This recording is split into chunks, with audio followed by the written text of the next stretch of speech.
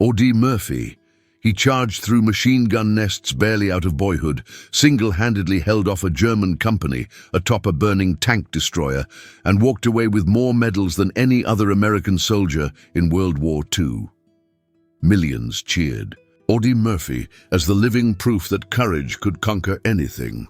But 3 decades later, on a fog-soaked Virginia ridge, that legend fell from the sky in a fiery crash that still fuels whispers today. So was the fall of America's greatest hero a tragic string of mistakes, or the final act of a darker story? No one dared to tell.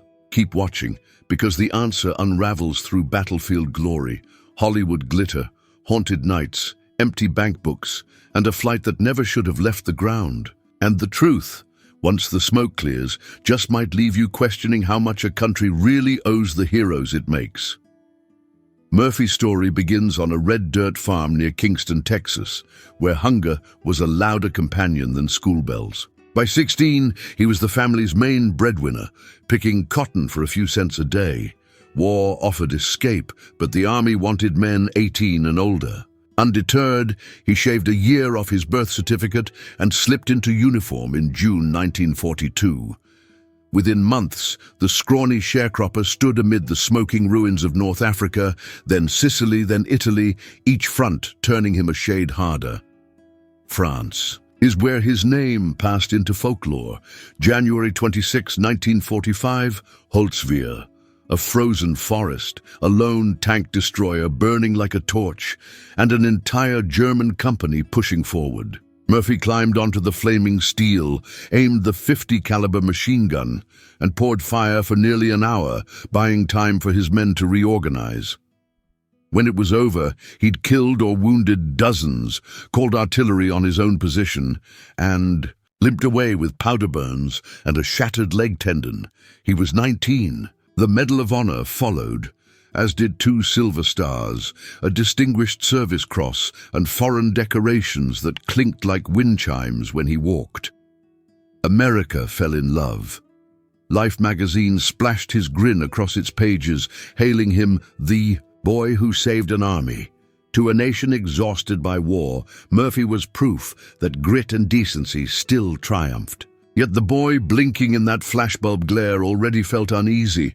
Hero was a heavy coat, one that let no one see the shivers underneath. But the world was just beginning to applaud, and he hadn't yet learned how loud the cheering could echo inside an empty night. Fame swept him west. James Cagney lured the young veteran to Hollywood in 1945, promising acting lessons and a fresh start. What Murphy found instead was a town where smiles came easy and trust came slow. He slept for weeks in a gym on the Universal lot, lifting weights by day and studying scripts by night. Bit parts led to bigger roles. In 1949, he starred opposite Wanda Hendricks in Bad Boy, and within 6 years, he was playing himself in the blockbuster To Hell and Back, a film that outgrossed every Universal picture until Jaws 2 decades later. On screen, he was laconic, all narrowed eyes and sudden bursts of action, the embodiment of the quiet American warrior. Off-screen, he was gracious to fans, quick to sign autographs and generous with charity, but co-stars noticed the tension beneath the politeness. Murphy kept hotel chairs wedged against doorknobs. He scanned rooftops on the way to premieres. At night, he wandered studio streets until sunrise rather than face the dark. The industry labeled him moody, unaware they were watching untreated trauma play out in real time. Directors loved his authenticity. Producers loved his bankability. Yet with every close-up, Murphy felt the battlefield wounds reopen. The gunshots were blanks now, but his heart couldn't tell the difference. And when the cameras stopped rolling, the only audience left was the memories he couldn't silence. Doctors in the late 1940s had no name for the flashbacks that jolted Murphy awake. They called it battle fatigue and prescribed sedatives. Placidil became his nightly companion, green capsules that promised dreamless sleep. They worked at first. Then the dosage crept higher. 10 years after the war, he was swallowing handfuls just to close his eyes, and even then he slept with a Colt 45 under his pillow. Friends saw the cracks. He flinched at fireworks. Studio publicists quietly settled bar fight damages. Wanda Hendricks, his first wife, later recalled him, pointing a gun at her during a night terror, convinced enemy troops had broken in. In May 1970, neighbors heard shots as Murphy allegedly fired toward a dog trainer he believed abused animals. Prosecutors charged him with assault. An LA jury cleared him, but the tabloids smelled blood. Realizing Placidel owned him, Murphy did something extraordinary. He locked himself in a Dallas motel room, ordered the staff to deny him visitors, and fought the drug cold turkey. For a week he trembled, sweated, and hallucinated alone. When he walked out, gray-eyed and hollow-cheeked, the pills were done, yet the echoes were louder than ever. He began lobbying Congress to fund psychiatric care for veterans, telling reporters that medals could not armor a mind forever. Hollywood applauded his candor, then promptly forgot. Leading roles dried up as studios chased younger faces. By 1968, Murphy confessed to a reporter, "I'm broke, stony." Quarter-horse breeding in California bled money. An Algerian oil scheme wiped out $250,000. The IRS circled. Commercial offers came in, cigarettes, whiskey, but he refused, unwilling to sell vices to kids who still saluted him in grocery aisles. Debt may have stalked him, but shame never laid a hand on the uniform. As the 60s closed, Murphy's phone rang less. Westerns had faded. Anti-war sentiment colored everything, and studios saw him as yesterday's poster, determined to revive. His fortune, he embraced business ventures with the same immediacy he once reserved for battlefield orders. A modular housing startup offered quick returns. So did a Nevada casino land swap. A friend pitched a deal to import oil rig pumps from Algeria. Each opportunity sounded plausible until paperwork met reality. Losses piled high. The quarter-horse ranch in Menifee bled thousands each month in feed and vet bills. A planned TV series stalled. The network said audiences wanted anti-heroes now. Bankers sent frosty letters, and former platoon comrades quietly mailed him small loans. Murphy swallowed pride, took bit parts, and even tried songwriting, penning lyrics that spoke of lonely roads and broken promises. They charted briefly, then faded. Tension gnawed his nerves raw. He drove the California freeways in silence, knuckles white on the wheel. Friends urged security. He waved them off, yet phone calls grew cryptic. Gambling debts, a threat scrawled. On a windshield, a whisper that unnamed investors wanted payback. Murphy shrugged publicly, but at night he counted every penny and every enemy twice. Then came an invitation to fly east. One more business pitch that promised salvation. He didn't know it would be the last contract he ever considered. Atlanta's DeKalb Peachtree Airport hummed under low cloud that Friday morning. Murphy arrived before 9, shaking hands with pilot Herman Lavelle Butler and 4 prospective business partners. The plan? Hop to Martinsville, Virginia, inspect a prefab housing plant, and drive a new stake in the American dream. Their charter, an Aero Commander 680E tail number N601JJ, gleamed fresh from maintenance, twin pistons ticking gently as Butler ran his checks.